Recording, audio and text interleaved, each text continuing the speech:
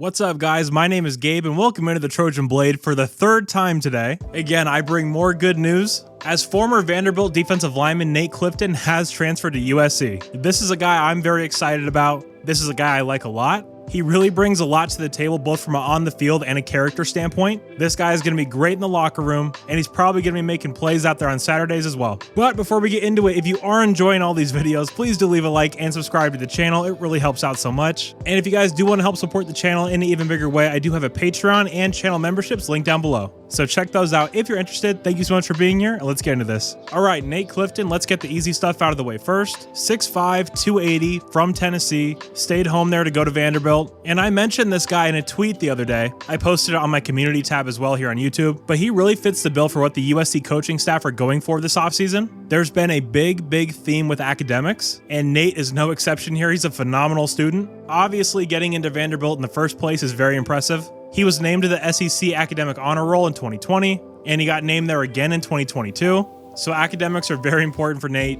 And that is one of the things I look at, especially when you're taking in transfers. I think when you see these high academic guys, I think that just really speaks to both their work ethic and also their discipline as well. And obviously their intelligence, so three things, I guess. Talking about him in the locker room though, this is a guy that was a team captain over there at Vanderbilt. He was a leader for the Commodores. During a few of his availabilities this last year, he spoke about mentoring some of the younger guys on the team. So I assume he'll try to take on that role at SC as well. You think about a guy like Braylon Shelby. Having a guy like Nate Clifton come in that's been there, that's done it, in a different environment that can lend a different perspective, I think that would be huge for young guys like that. And again, talking about his character, you scroll through Nate's Instagram, the majority of his posts are doing charity work. He does a ton of work with Hope Station, which is a foundation that offers financial help to single working moms. What a phenomenal cause. And honestly, what a phenomenal guy Nate is. Academics, team captain, all this charity work. I mean, check. I really think this guy is going to be a phenomenal addition just in that sense. But on the field, he's not a slouch either.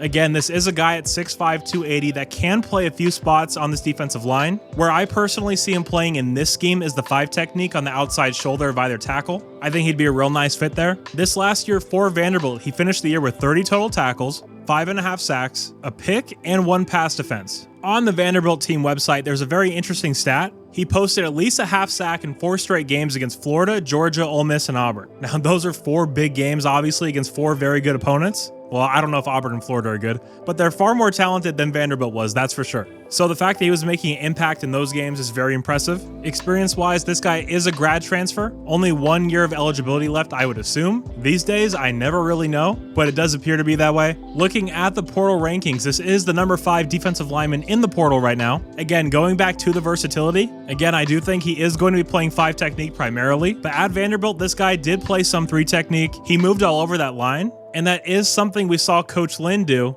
And that is something we saw Coach Lynn do at UCLA. He really moved guys all over, gave the offense a ton of different looks. Is he going to do the same with Nate here? I guess we'll just have to see. But yeah, overall, love this pickup. I can totally see what they're going for here. Again, there's a theme with all these guys we've gone after so far. High character, high academics. With transfers, I love that. I totally get it. As we've seen over this last 2 years, it's kind of a crapshoot in what you're getting. You think you're going to get one thing and you get the complete other. But when a track record is this good and clean with a guy like Nate, it just seems like a great addition. I'm thrilled for him. Always love having guys come in that seem to be really good people. And I obviously don't know the guy, but Nate really seems like a Trojan to me.